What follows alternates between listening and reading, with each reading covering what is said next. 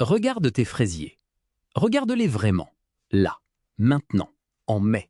Parce que ce mois est le seul moment de l'année où tout peut encore changer pour toi. Dans quelques semaines, la fenêtre se referme.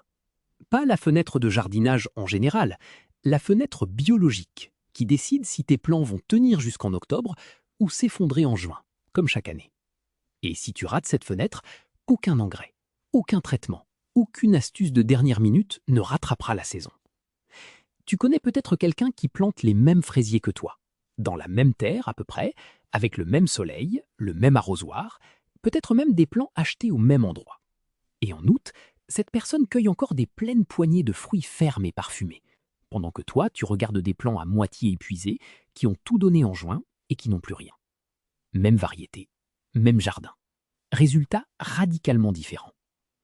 Ce n'est pas la chance, ce n'est pas l'engrais, ce n'est pas la génétique. C'est une seule chose que cette personne fait en mai, qui prend quelques minutes, qui ne coûte absolument rien et qui semble si contre-intuitive que la plupart des jardiniers n'arrivent jamais à s'y résoudre. Je vais te dire ce que c'est. Et quand tu vas entendre la réponse, ta première réaction va être de protester, parce que ça ressemble à une perte. Attends la fin de l'explication avant de décider. Tu n'as pas raté quelque chose d'évident. Ce n'est pas dans les magazines, ce n'est pas sur les sacs d'engrais, ce n'est pas dans les notices des pots de plants vendus à la jardinerie chaque printemps. Ce n'est pas que quelqu'un t'ait trompé, c'est simplement que personne ne gagne d'argent en t'expliquant de couper quelque chose à la main. Ce qui s'achète fait de la publicité. Ce qui se fait avec les doigts et des ciseaux propres ne fait jamais de publicité. Ce n'est pas un complot, c'est de la logique commerciale ordinaire, banale, sans méchance. Alors tu as fait ce que tout le monde fait. Tu as laissé toutes tes fleurs, parce que plus de fleurs semblait logiquement vouloir dire plus de fraises. Tu as laissé pousser les longues tiges qui courent sur la terre et forment de nouveaux petits plants à leurs extrémités, parce que plus de plants semblait vouloir dire plus de récoltes futures. C'est du bon sens. C'est même ce que tu vois partout autour de toi. Et c'est exactement ce raisonnement-là qui épuise tes fraisiers avant l'été. Repense à la fraisière d'une personne plus âgée que tu as connue. Un grand-père, une voisine de longue date, quelqu'un qui jardine depuis des décennies. Ces fruits qui semblaient arriver encore en août, sans traitement coûteux, sans grand mystère. Est-ce que tu as jamais su comment ils faisaient? Les vieux jardiniers pinçaient, ils coupaient. Pas parce qu'ils avaient lu une étude, mais parce qu'ils regardaient leurs plans et qu'ils avaient compris quelque chose que les conseils modernes orientés vers la vente ont complètement perdu de vue. Ce savoir existait, il était là. Il s'est simplement perdu entre les rayons de la jardinerie. Aujourd'hui, tu vas comprendre pourquoi un fraisier donne peu et s'arrête tôt, sans un seul terme technique. Tu vas comprendre ce qui se passe à l'intérieur du plant et tu vas avoir un protocole précis, étape par étape, pour faire ce mois-ci ce qui change tout jusqu'en octobre. Avant ça, le bilan honnête. Parce que si tu as déjà essayé de résoudre le problème des petits fruits et de la récolte courte, tu as probablement pris le chemin qui ne mène nulle part et tu as dépensé de l'argent en chemin.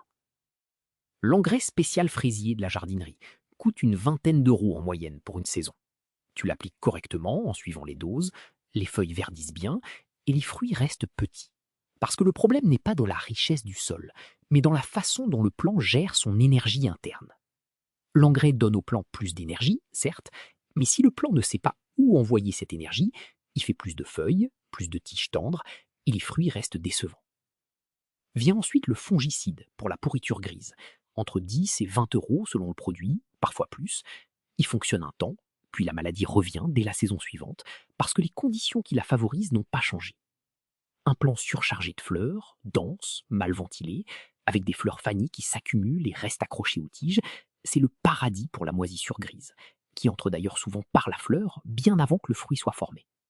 La fleur fanée peut devenir une mèche lente, qui descend silencieusement dans le fruit à venir, sans que tu le vois. Et tu retrouves des fruits avortés ou pourris, dont tu ne comprends pas l'origine.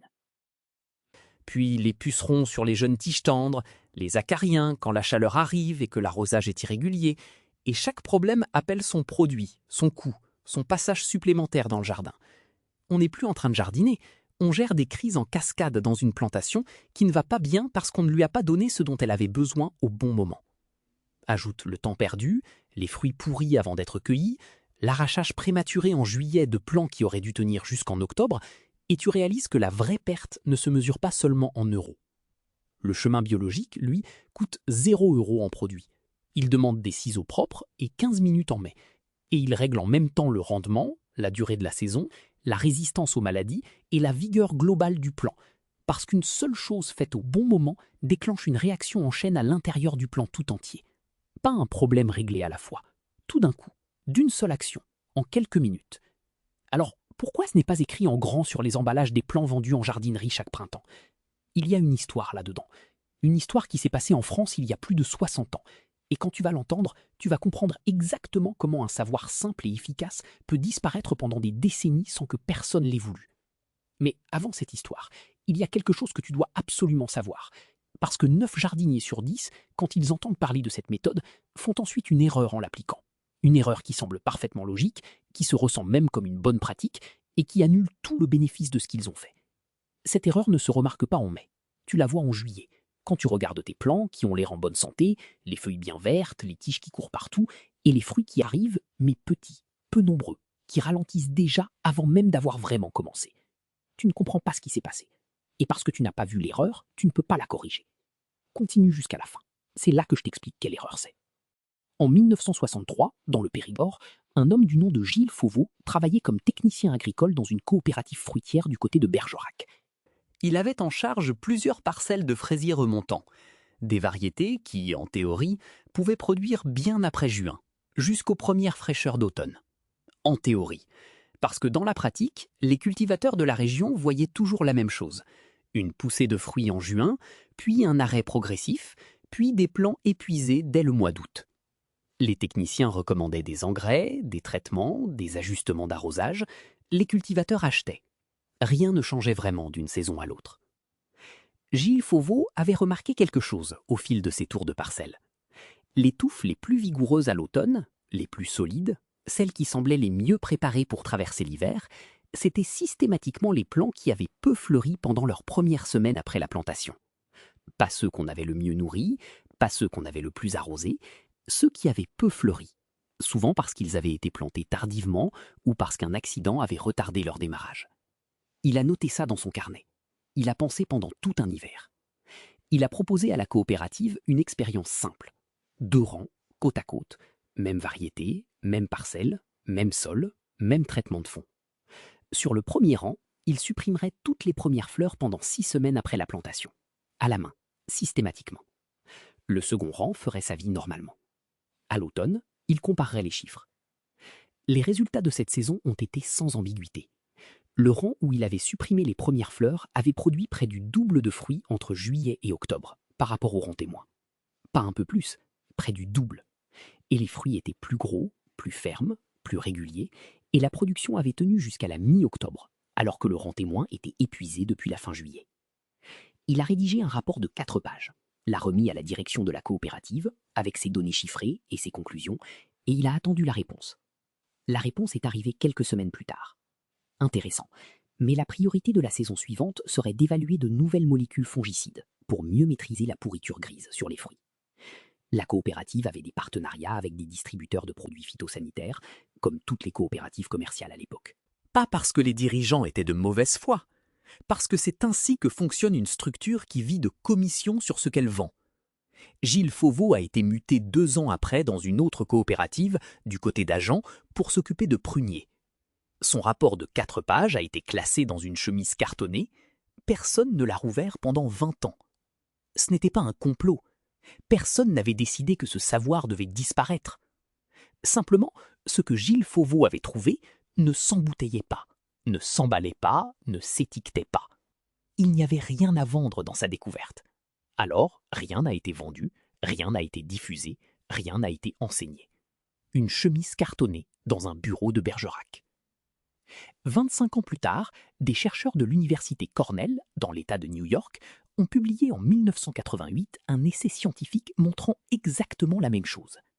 Chez les fraisiers remontants et les day natural, ceux qui peuvent refleurir tout l'été, supprimer les premières fleurs pendant les premières semaines après la plantation maximisait le rendement de la première année et améliorait encore la deuxième saison. Même logique, même résultat, autre continent, autre époque. Leur étude a été publiée dans un journal académique spécialisé et y est restée, lu par des chercheurs en horticulture et quelques techniciens passionnés. Si tu veux rendre hommage à Gilles Fauveau, laisse un like sur cette vidéo. Il méritait mieux qu'un classeur poussiéreux dans une coopérative de la Dordogne. Voilà maintenant ce qui se passe réellement dans le plan, sans aucun mot technique. Un fraisier fonctionne comme une petite usine, avec un budget d'énergie limité chaque jour. Ce budget peut aller vers plusieurs postes en même temps, les racines pour s'ancrer dans la terre, les feuilles pour capter le soleil, les nouvelles tiges pour se développer, ou les fleurs et les fruits pour se reproduire. Quand tu laisses un jeune plant fleurir dès ses premières semaines après la plantation, il envoie la majeure partie de ce budget vers la reproduction, et il ne construit pas le moteur qui lui permettrait de tenir jusqu'en octobre.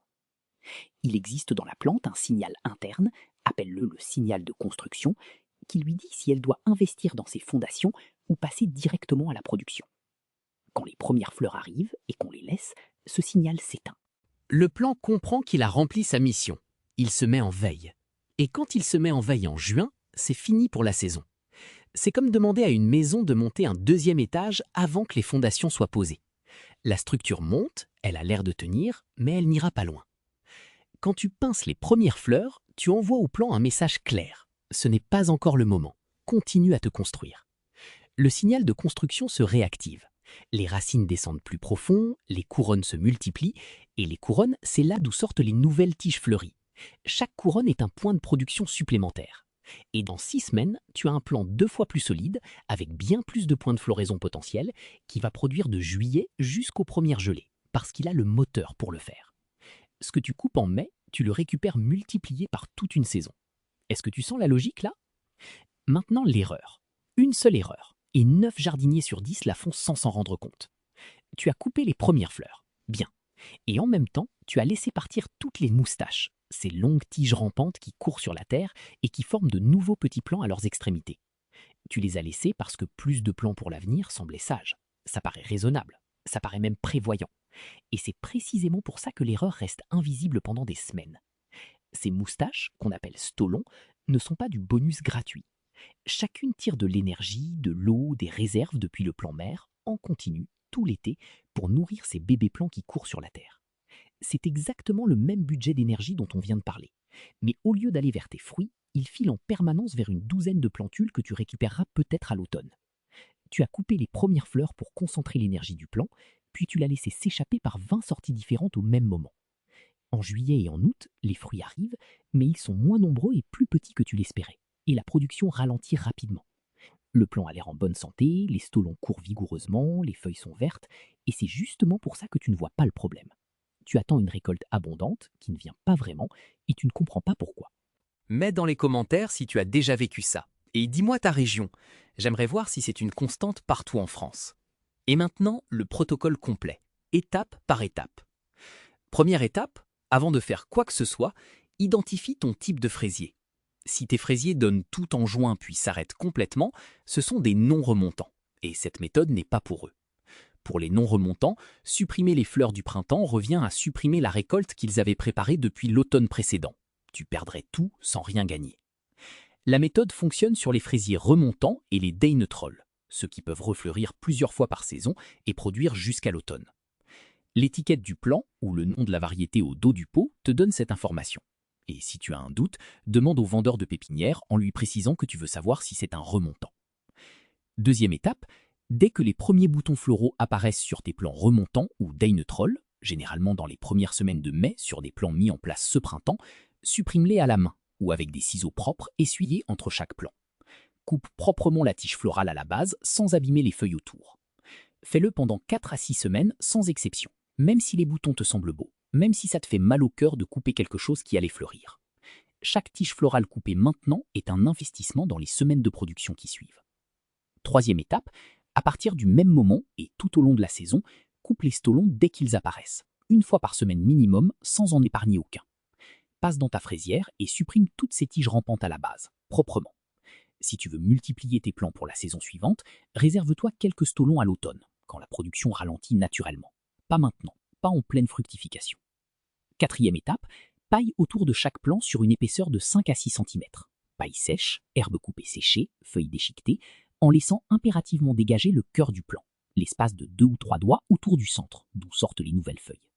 Le paillage collé au cœur crée une humidité stagnante exactement là où la moisissure veut s'installer. Le paillage, bien écarté, isole les fruits du sol. réduit les éclaboussures de spores lors des arrosages et maintient l'humidité là où elle est utile, sans étouffer ce qui doit respirer. 5e étape, dès que ta fraisière entre en production, cueille tous les 2 jours, sans exception. Un fruit trop mûr qui reste sur le plant, c'est un foyer de champignons, c'est une attraction pour les insectes, c'est de l'énergie que le plant dépense à maintenir quelque chose qui ne sera de toute façon plus agréable à manger. La récolte fréquente envoie elle-même un signal au plant. Continue à former de nouvelles fleurs. Il y a encore du travail à faire. C'est le dernier maillon de la chaîne et il est aussi important que les 4 premiers. Et maintenant, ce qui se passe quand tout ça est en place. C'est là que l'histoire devient vraiment intéressante. Voilà donc ce que tu tiens entre les mains. Et passons chaque pièce en revue une par une, parce que chacune a son rôle propre et qu'en manquer une seule suffit à fragiliser l'ensemble. Tout commence par une distinction que la plupart des jardiniers ne font jamais. Un fraisier non remontant a déjà décidé en automne quelles fleurs il allait produire au printemps. Et intervenir sur ses boutons en mai revient à intervenir trop tard sur une décision prise dans ses racines 6 mois plus tôt. Le fraisier remontant et le deuil neutral décident au fil de la saison, fleur après fleur, semaine après semaine. Savoir lequel tu as, c'est la première porte. Sans ça, le reste du protocole ne sert à rien du tout. Quand tu supprimes les premières fleurs d'un jeune plant remontant, tu ne lui enlèves pas des fraises. Tu lui rends son signal de construction. Ce signal interne qui lui dit d'investir dans ses racines, dans ses feuilles, dans ses couronnes, plutôt que de se précipiter vers la reproduction. Les couronnes se multiplient et chaque couronne est un point de départ pour une nouvelle tige fleurie dans les semaines qui viennent. Le plant que tu avais en mai devient en juillet une machine à produire, avec bien plus d'endroits d'où peut surgir la récolte. Un stolon n'est pas un cadeau. Chaque tige rampante que tu laisses courir tire en permanence l'énergie, l'eau et les réserves depuis le plant mère, tout au long de l'été, pour nourrir des bébés plants qui ne donneront rien cette saison. Supprimer les stolons dès qu'ils apparaissent, toutes les semaines, c'est fermer 20 robinets ouverts en même temps et laisser enfin la pression monter là où tu veux qu'elle aille. Et ici, une mise en garde que presque personne ne te donne. Ne mets pas de cendres de bois autour de tes fraisiers remontants, même si c'est un geste ancien, même si ta famille l'a toujours fait avec le potager. La cendre monte le niveau d'acidité du sol, et le fraisier préfère une terre légèrement acide pour absorber correctement ses nutriments. Tu crois lui rendre service, tu lui compliques la vie. Ce réflexe traditionnel mérite d'être remis en question chez toi, cette saison. 5 à 6 cm de paillage autour du plant et réfléchis maintenant à ce que tu mets chaque week-end dans ton bac à compost ou en sac poubelle après avoir tondu. L'herbe coupée séchée, les feuilles déchiquetées, la paille du jardin, c'est exactement ce dont le fraisier a besoin pour protéger ses fruits du sol humide, réduire les éclaboussures de spores lors des arrosages et maintenir la fraîcheur sous la surface pendant les journées chaudes. Ce matériau que tu jettes vaut entre 15 et 20 € le sac à la jardinerie, parfumé et emballé avec une belle étiquette. Tu le jettes chaque semaine. C'est lui que tes fraisiers attendaient. Une fois que la production commence, la récolte elle-même devient un outil. Cueillir tous les 2 jours envoie au plant un signal de continuation. Il y a encore du travail à faire. Continue à former de nouvelles fleurs. Un fruit qui traîne trop longtemps sur le plant n'est pas juste une fraise un peu molle. C'est un foyer de moisissure et un message d'arrêt envoyé à l'ensemble de la plante. La récolte fréquente, c'est le dernier maillon de la chaîne, et il est aussi actif que les 4 premiers. Et ce qui disparaît de ta liste de dépenses quand tout ça fonctionne ensemble, l'engrais stimulant que tu appliquais sans résultat visible, le fongicide pour une moisissure grise dont tu n'auras plus les conditions, le traitement contre des insectes qui ne trouvent plus de tiges tendres en excès pour s'y installer, la liste se raccourcit considérablement. Pas parce que tu as trouvé un autre produit, parce que tu n'en as plus besoin. Maintenant, soyons honnêtes l'un avec l'autre. Tu as devant toi 2 chemins, et les 2 sont réels. Le chemin A, c'est de continuer comme avant. Laissez les premières fleurs, parce qu'enlever quelque chose ressemble toujours à une perte. Laissez les stolons, parce qu'ils semblent généreux.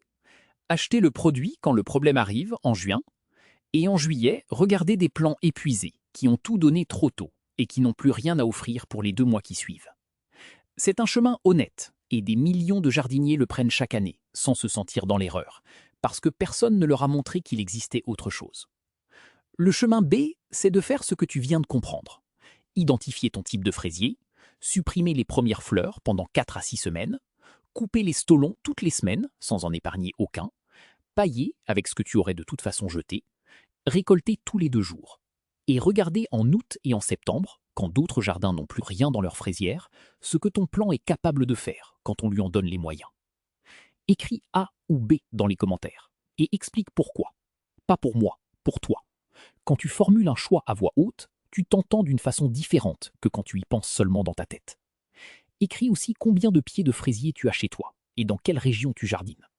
Je voudrais savoir si la méthode donne les mêmes résultats du nord au sud. En ce moment, sous tes fraisiers, quelque chose se passe que tu ne vois pas. Les racines cherchent. Elles cherchent la profondeur, la fraîcheur, les minéraux dissous. Elles s'étendent vers là où la terre est plus stable et plus nourricière. C'est un travail silencieux, invisible depuis la surface. Et c'est précisément ce travail-là qui décidera de ce que tu cueilleras en septembre. Ce que Gilles Fauveau avait noté dans son carnet en 1963, dans un verger du Périgord que personne ne visite plus, reprend vie chaque fois qu'un jardinier quelque part pince sa première fleur au bon moment. Le savoir ne meurt pas vraiment, il dort. Et il se réveille dans les mains de quelqu'un qui regarde vraiment ce qui se passe devant lui. Quand tu coupes une première fleur en mai, tu fais plus que supprimer un bouton. Tu dis au plant que sa vie ne fait que commencer, que la saison est longue devant lui, que le vrai travail est encore à venir. Tu lui rends sa tâche naturelle, se construire d'abord, produire ensuite, et produire jusqu'aux premières gelées, parce qu'il a les fondations solides pour le faire. La force n'est pas dans le flacon.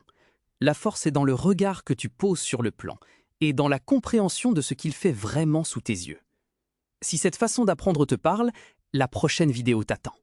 Va en profondeur. Là, tout est là.